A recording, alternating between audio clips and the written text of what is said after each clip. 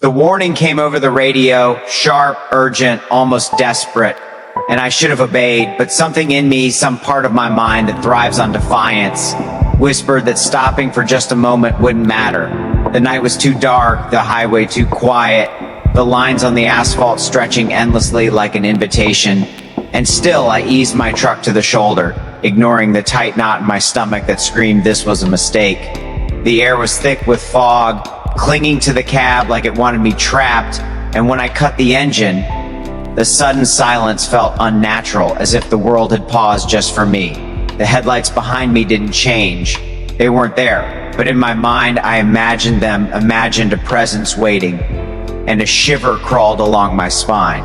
I glanced at the gauges, then back at the dark horizon, wondering why the dispatcher's voice felt heavier than usual, almost like a warning buried inside a threat I couldn't yet articulate. The tires had barely stopped spinning when I saw movement in the distance, faint, indistinct, but undeniably purposeful, and my heart rate doubled as I realized it wasn't a car, it wasn't an animal, it was something I couldn't name, advancing slowly, deliberately toward the shoulder where I had stopped. Every instinct screamed to drive, to accelerate, to flee, but the truck felt heavier than usual, like the night itself had pressed its weight onto the cab, and I couldn't force it forward. The air smelled faintly of smoke and metal, and I felt a gnawing unease that clawed at my chest, whispering that the dispatcher had known something I didn't, that the simple act of stopping had triggered a chain of events I couldn't undo. I reached for the radio again, fingers trembling, praying to hear a voice, a reassurance, anything. But the crackle was hollow, empty, the frequency dead except for static that sounded suspiciously like a faint whisper, just under my conscious hearing. My reflection in the side mirror startled me. I wasn't alone in the cab, but the reflection wasn't me.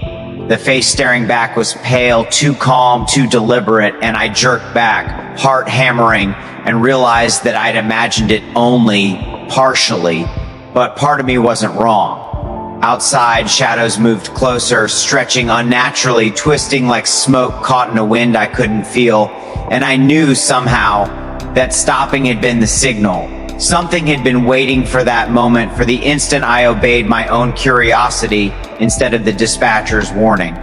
The radio buzzed again, a static-laden hiss, and then the dispatcher's voice returned, softer now, strained, urgent, almost fearful, and it called my name in a way that made my stomach turn. I swallowed hard, gripping the wheel, noticing every vibration, every creak in the chassis, as though the truck itself was alive, aware, complicit in whatever was coming. The fog thickened, hugging the cab, wrapping around the mirrors, the headlights, the lines on the asphalt, and I felt the distance to the horizon shrink, condense, until it seemed like the night itself was closing in on me specifically. I tried to start the engine again, but the ignition refused. The cab remained dead and silent except for my shallow breathing, the occasional hum from the brakes cooling, the occasional groan of metal shifting in the frame. I could feel something outside moving with intent, something I couldn't see yet but could sense in the vibrations of the air, the shadows that slithered just beyond the reach of my headlights, the subtle shift of sound that seemed to follow my pulse exactly. I leaned forward, squinting through the fog, and thought I saw a figure on the road, impossibly thin, impossibly still, just standing there waiting for me to realize I shouldn't have stopped. My palms were slick with sweat, gripped tight on the wheel, and I realized I hadn't even checked the doors. They were locked, of course, because instinct said they should be. But the locks felt flimsy now, as if a touch from the fog could bypass them entirely. The dispatcher's warning echoed in my mind, sharper now than before, like an echo bouncing in a cave I couldn't escape. Do not stop, do not stop, do not stop. And yet I had stopped. I had defied it. And now the world had noticed. The night, the fog, the shadows, the road itself, they had noticed. And something was moving because of it. Every sense was heightened. Every sound amplified. Every shadow seemed to flicker with motion I couldn't trace. I could hear the wind whisper through the cab frame in a way that sounded almost like words. Faint and distorted. Repeating, you shouldn't have stopped. You shouldn't have stopped. My hand shook as I reached again for the ignition, and this time it turned, but only enough to make a weak growl, a heartbeat of machinery too tired, too strained, too aware of the night's intent. Outside, the figure had moved closer, a shape that blurred edges, tall, indistinct, patient, deliberate. My heart screamed, my instinct screamed, but the part of me that stopped, the part that had ignored the dispatcher, was frozen in realization. Something was coming for me, and stopping had given it permission. I tried to gauge distance, tried to calculate speed, tried to convince myself that it wasn't real. But the eyes that emerged in the fog, two faint pinpricks of light that weren't headlights, weren't reflective, weren't human, they were deliberate, aware, and they focused on me exclusively. I could feel them probing, cataloging, weighing, and my hands tightened on the wheel so hard my knuckles hurt. I wanted to move, to flee, to punch the accelerator to the floor, but the road seemed to thicken under the tires, the cab resisting, the world around me slowing, folding, bending. Every instinct I had screamed that I had made a mistake the moment I eased onto the shoulder. The dispatcher had known. I hadn't that. And then I saw it, another truck, impossibly distant, yet impossibly close. Headlights blazing, motionless until I blinked, then moving toward me with perfect, unnatural precision. It wasn't like any truck I'd seen before. Its shape was familiar, horrifyingly familiar, and I realized with sudden, gut-wrenching clarity that it was mine, or at least it should have been.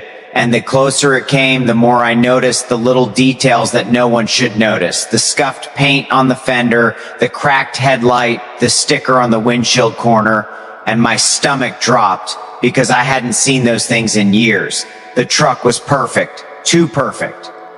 And the driver, or what I thought was the driver, was eerily still, calm, patient, and waiting for me, as if it had anticipated every choice I had ever made and had been lying in wait for the one that defied the warning. I wanted to scream, to move, to do something, anything, but the cab had become a cage, the night a prison, and the fog a living thing pressing against the glass. The dispatcher's voice crackled again over the static, distant, urgent, pleading, I warned you, do not stop. But I had already stopped, and the consequences were unfolding faster than thought could process. The truck in the fog drew closer, shifting slightly, impossibly, unnaturally, as if bending physics itself to match its intent. My hands shook, my heart hammered, my mind fractured, and I realized then that this wasn't about trucks or fog or night. It was about choice, the choice I had made in defiance, the moment I had disobeyed. I swallowed hard, every instinct screaming, every nerve alive, every shadow on the shoulder flickering with intent. The cab felt smaller, tighter, heavier. I noticed the mirrors were reflecting something that wasn't there. Shapes in the fog, shadows moving with a precision that made no sense. And then I saw it, clear and undeniable. The other truck had stopped perfectly aligned with me, as if waiting for my acknowledgement, my decision, my surrender. I had made a mistake by stopping, and now I had to face whatever consequence the night had in store. The dispatcher had warned me, the world had warned me, and I, stubborn, foolish, defiant, had ignored it. The truck in the fog had stopped just ahead, perfectly aligned, headlights stabbing the darkness like twin lances of inevitability. I could see nothing beyond its lights, nothing in the fog but the suggestion of movement, the whisper of intent. My pulse pounded so loudly I thought it might drown out the low growl of E-engine, but the truck didn't move, didn't even breathe. It waited. I wanted to back away, to flee along the shoulder, to put miles between myself and whatever had manifested from the warning, but my legs refused to obey.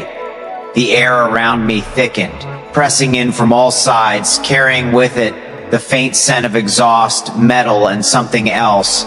Something ancient, patient, knowing. My hands tightened on the wheel, and I realized that the cab itself felt alive, the pedals and gear shift vibrating ever so slightly, as if aware of my fear, responding to it, amplifying it. Static crackled over the radio again, faint at first, almost polite, then louder, closer, insistent. The dispatcher's voice, strained and urgent, threaded through the interference. "Do not stop. You cannot stop. It's waiting." And then silence, as if the warning had already been fulfilled and now it was too late.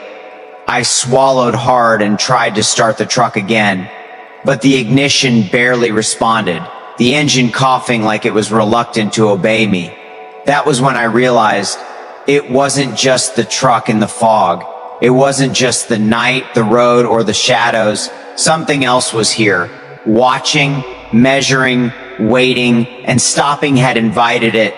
I could hear movement outside, subtle at first, almost imperceptible, and then unmistakable. The crunch of gravel, the soft scrape of metal against metal, a whisper of footsteps that didn't belong to anyone I could see. My eyes darted into the fog, searching for a figure, a silhouette, anything that might explain the unnatural precision of the truck parked before me. But the fog was dense, oppressive, alive, shaping itself around the light. And the longer I stared, the more I felt the road itself shifting beneath the tires, bending, folding, stretching in ways that should have been impossible. Every instinct told me to flee, to accelerate, and ignore the warning. NGS, but some deep, primal understanding whispered that there was nowhere to go, that every mile I drove would lead me right back to this same moment, the same inevitable confrontation. The headlights in the fog flared briefly, almost blinding me, and then I noticed movement in the other truck. The silhouette of a driver appeared behind the wheel, or maybe more than one. I couldn't tell at first because the shapes were indistinct, shifting, overlapping as if the shadows themselves had taken human form. But when the figure turned its head toward me, my blood ran cold. The face was mine. Every scar, every line, every tired, drawn expression was identical, reflected back at me with an unnatural, calm, a patient, knowing smile. My stomach dropped. I wanted to speak, to demand answers, to call out, but my voice stuck in my throat, and I realized with a sickening clarity that words here had no power. The presence outside in the fog didn't need them. It had been waiting for action, for fear, for obedience, and I had given it all three by stopping. The radio hissed again, and the dispatcher's voice, faint but insistent, seemed almost to come from the shadows themselves. "You cannot leave it. You cannot escape." The words struck me like a physical blow, and I understood that this was no ordinary night, no simple supernatural occurrence. The road had become sentient, aware, patient, and somehow intimately familiar with me, cataloging every choice, every hesitation, every moment I had ignored its warnings. The fog shifted again, revealing the faint outline of the other truck, closer now, impossibly closer, its headlights reflecting off the side mirrors of my own cab. The reflection wasn't me, but it was, or it could be. I couldn't tell where I ended, and the shadowy version of myself began. I tried to start the engine, stomped the pedals, twisted the gear shift, but nothing responded. It was as if the truck had merged with the road, with the night, with the fog itself. My hands shook uncontrollably. My breathing was ragged, shallow, uneven. And then the other truck began to move, not fast, not slow, but deliberately, a perfect, precise forward motion that mirrored every instinct I had ever had, every reaction I had ever trained myself to obey. I realized with growing horror that the truck wasn't just moving. It was following me, anticipating me, shaping itself around my decisions, ensuring that no matter what I did, I would remain trapped within this endless loop of pursuit. I considered abandoning the cab, but even that seemed impossible. The fog thickened, curling around the tires, climbing along the cab like it wanted to claim me. The air vibrated with low, almost imperceptible hums, like the resonance of an engine that existed somewhere between reality and imagination. Every shadow stretched unnaturally, and I could sense more than see shapes shifting just beyond the light of my own headlights. Every instinct told me I had made a terrible mistake. The dispatcher's warning replayed in my mind again and again, sharper, more urgent: do not stop, do not stop, you cannot stop. And I had stopped. Suddenly, a faint light appeared beyond the fog, soft flickering, almost like a candle. My chest tightened. Could it be an exit? Could it be help? Hope flared for the briefest instant before the road itself seemed to stretch impossibly toward it, elongating, twisting, folding in a way that made distance meaningless. The light flickered once, twice, and then revealed something terrifying. The shape of the other truck aligned with the glow, moving perfectly in sync, and inside the driver, or me, waving slowly, deliberately, as if beckoning me forward into the unknown, into the inevitable. I slammed my hands on the steering wheel, tried to accelerate, tried to flee, but the cab resisted. Every movement I made was mirrored, anticipated, neutralized. The fog shifted again, revealing a second figure standing along the shoulder, impossibly tall, impossibly thin, its face obscured yet somehow familiar, and it pointed toward the other truck, beckoning me to follow. My mind screamed that this was impossible, that reality had fractured, but some deep, instinctive knowledge told me that there was no choice. The road had claimed me the moment I stopped. The headlights in the distance grew brighter, more intense, reflecting off the mirrors, the fog, the asphalt.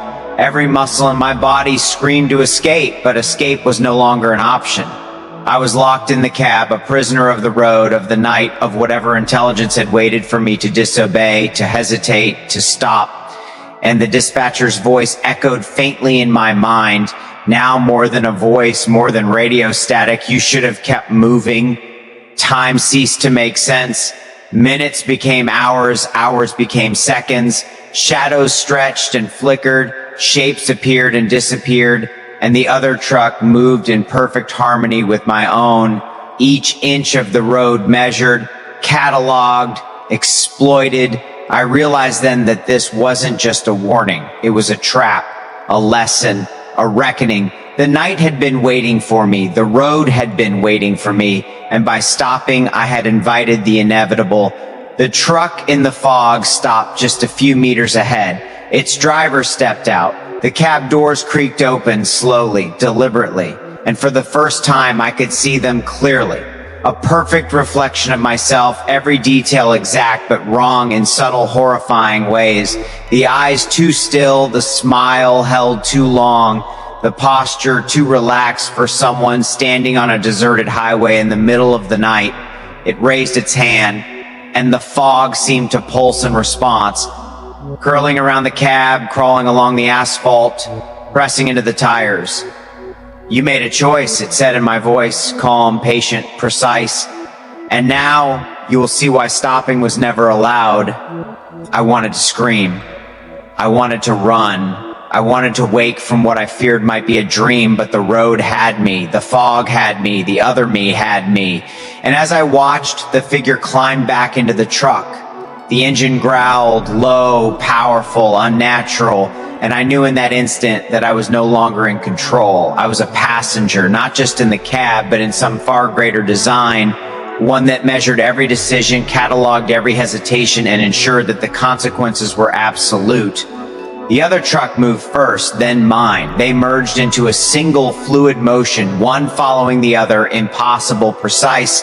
The headlights glared into the night, and I could feel the pulse of the road through the frame, through the asphalt, through my own bones. There was no escape, no way forward, no way back, only the endless stretch of highway and the weight of the warning I had ignored. Do not stop. You cannot stop. I realized then, fully and terrifyingly, that stopping was never a mistake to be corrected. It was the point, the reason, the test. And I had failed. The night stretched endlessly ahead, filled with shadows, headlights, fog, and the reflection of myself, waiting, patient, inevitable. And I understood something worse than fear. The road doesn't forgive, it doesn't forget, and it always waits for the one who stops. The cab vibrated, the engine's growl deepened, and I realized that I had only one choice left: to move, to obey the road, to accept the inevitability.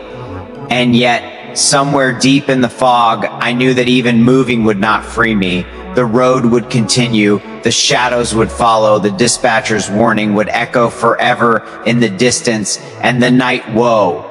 Old wait patiently for the next stop, the next hesitation, the next mistake.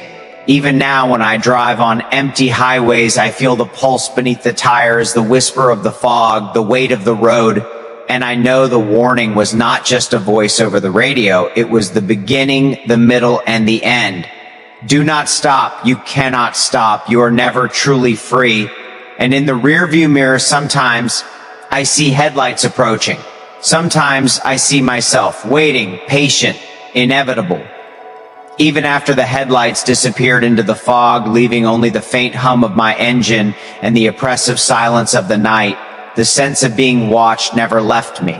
Every shadow seemed alive, slithering just beyond the reach of the dim beam, stretching and contorting into forms I couldn't fully comprehend, yet somehow recognized.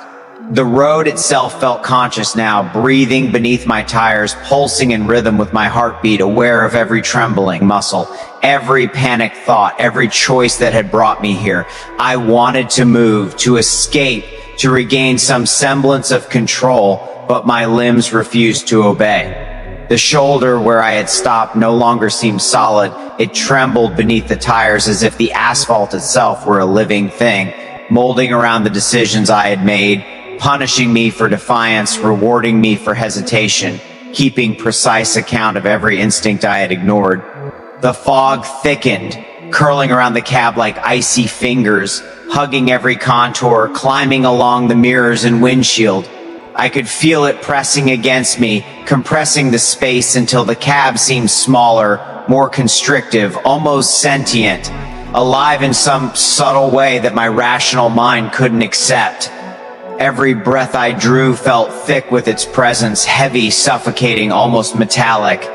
I tried the ignition again. The engine groaned, coughing like a living creature reluctant to obey me. It was then that I realized the truck itself was no longer mine.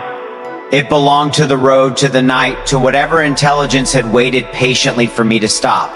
Every pedal, every gear shift, every control seemed designed to remind me that I had given up agency the instant I obeyed curiosity instead of caution. Outside, movement began to stir. At first subtle, almost imperceptible, a flicker in the fog, the rustle of a tree branch, but then more deliberate, purposeful. Shapes emerged that defied logic, too elongated, too fluid, twisting in ways no human or animal could. They moved closer with intent, synchronized to my own heartbeat, as if the night itself measured and mirrored me. I realized then that this wasn't simply a haunting or a hallucination. It was a reckoning. Every shadow, every whisper, every subtle shift in the fog was a message.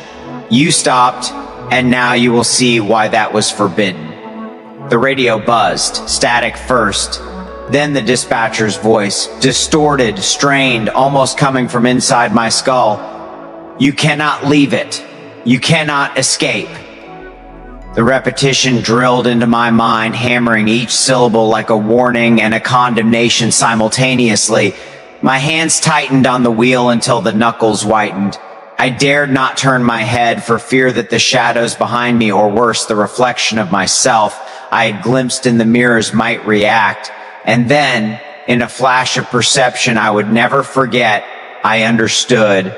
It wasn't just the road, the fog, or the truck that was alive. It was all of it together. An orchestrated intelligence, a sentient system that cataloged my every thought, anticipated every decision, and waited to exploit the smallest act of defiance. The headlights in the distance flared once, then again closer, unnervingly precise, cutting through the fog with an accuracy that felt intentional, almost personal. My stomach nodded as I glimpsed the outline of another truck. No, my truck, or a version of it, that should have been impossible to exist. Its shape was identical down to every dent, every scratch, every sticker I had applied years ago. And the driver, my driver, stood impossibly still, calm, patient, eyes glinting faintly beneath the dim light, as if it had been waiting for this exact moment for decades. Every instinct screamed to flee, to drive forward, to abandon the shoulder entirely, but something deeper, primal, froze me in place. Stopping had been the invitation, the act that summoned this moment, and now I had to face it fully.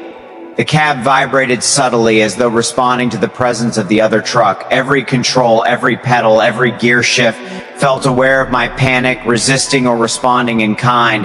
I tried to start the engine, stomped the pedals, twisted the ignition again and again, but the truck only hummed, groaned, and hesitated, like a living creature that knew the weight of what was to come.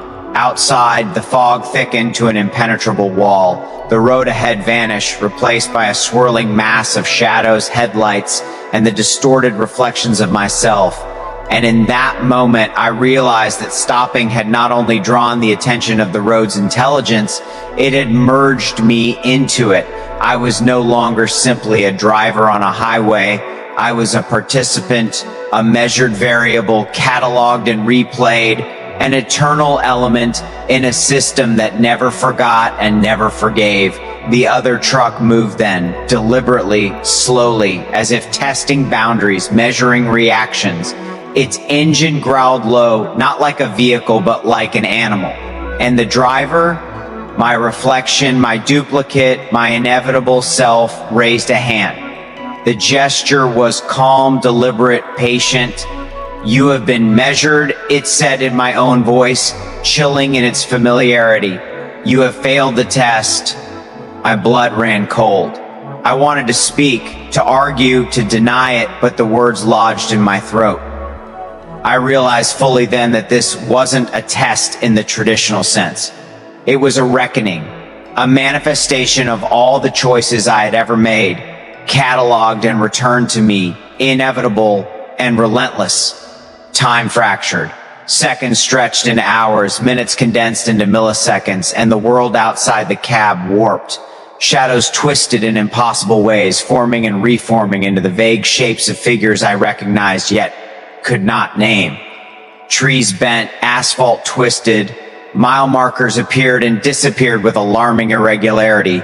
I understood then that the road itself had become a mirror, reflecting every act of hesitation, every moment of curiosity, every instance where I had ignored the dispatcher's warning. I was trapped in a living nightmare, a loop designed to punish, to teach, to enforce compliance with rules I could never have imagined existed. The headlights in the fog flared again, revealing a second figure standing on the shoulder. Tall, thin, impossibly still, its features obscured by the darkness, yet its presence exuded an awareness, a patience, a sentience that was inhuman. It pointed toward the other truck, and my pulse quickened. I understood without thinking that the gesture was not guidance but command. Obey or perish, follow or be erased. The cab felt smaller, the air thicker, and my mind raced, trying to calculate an escape, to find a loophole, a momentary reprieve, but logic was meaningless here. Physics, time, and distance were no longer constants. The world had become an extension of the intelligence that now measured me, and any deviation from its design was impossible. I shifted gears, my movements mirrored in perfect synchrony by the other truck, as if some invisible force connected us, binding us into a single, horrifying rhythm. The cab's vibrations intensified. The fog whispered, curling around me with the precision of a predator stalking its prey. And then I saw movement in the mirrors, reflections that were not mine, eyes glinting faintly, smiles too calm, posture too relaxed, hands resting on steering wheels that weren't mine. I realized with a sinking horror that the system had cataloged not only my physical movements, but every thought, every fear, every memory I had ever suppressed. It was omniscient, patient, and infinite. The road itself shifted beneath the tires, lanes stretched and folded in impossible angles, shadows stretched unnaturally, reaching toward me as if the night itself were alive, seeking to envelop me, to merge me into its system. Mile markers appeared in rapid succession, each glowing with an accusatory luminescence, messages carved into reflective paint. You stopped. You have failed. Obedience is survival. The road remembers. I swallowed hard, knuckles white, trying to look away, trying to avoid the messages, but my eyes were drawn to them compulsively. The highway was speaking to me. not in words alone, but in the very architecture of the world. And every structure screamed inevitability. The other truck stopped perfectly aligned with mine, door creaking open slowly, deliberately, as if time itself had slowed to accommodate the motion. I understood then that the presence within was not merely a driver, it was an embodiment of consequence, a living record of every choice I had ever made. It looked at me, calm, patient, unyielding, and raised a hand once more. The fog pulsed in response, curling around my cab, climbing along the mirrors, across the tires, pressing the weight of inevitability directly onto me. My chest constricted, my mind reeled. I understood with unflinching clarity that the road, the fog, the trucks, the shadows, and the figures were not separate. They were a single intelligence, a living archive of choice and consequence, and I just become a permanent entry. I screamed, a sound lodged deep in my chest, but it was swallowed by the night. The engine roared to life in unison with the other truck, a low, resonant growl that vibrated through asphalt, steel, and bone. The cab moved forward, backward, faster, slower, entirely at the discretion of the system that had waited for this exact moment. There was no escape. I could no longer distinguish self from shadow, truck from road, fear from anticipation. I had stopped, and that act had stripped me of freedom entirely. And then, in the mirrors, I saw headlights approaching from behind, my own impossibly precise, following, anticipating, measuring, my mind shattered. I realized fully that the road, the night, the fog, and the trucks were infinite, looping endlessly, cataloging each moment of hesitation, each decision, each transgression. I was trapped not in a cab, not on a road, but in a living nightmare, a continuous loop that would never end. The dispatcher's warning echoed eternally, "Do not stop, you cannot stop." I understood with a despair so profound it could crush the soul that stopping was not merely a mistake. It was the moment of my surrender, the point where inevitability claimed me, the instant the intelligence of the road decided my fate. And as I watched the other truck merge forward, moving with the precision of inevitability, I knew I was no longer the master of my destiny. I was a passenger, not just in the cab, but in an infinite system, measured, cataloged, and doomed to repeat the consequence of disobedience forever. Even now, when I glimpse an empty highway, when the fog curls unnaturally, when headlights appear in the distance that shouldn't exist, I feel it. The weight of inevitability, the pulse of the road, the patient intelligence that waits for anyone foolish enough to stop. The dispatcher's warning persists, echoing through time, space, and memory. Do not stop. You cannot stop. The road remembers, and somewhere out there, my other self drives patiently toward me once again. Headlights bright, engine growling, waiting for the inevitable moment when I will see it, recognize it, and understand fully that stopping was never an option.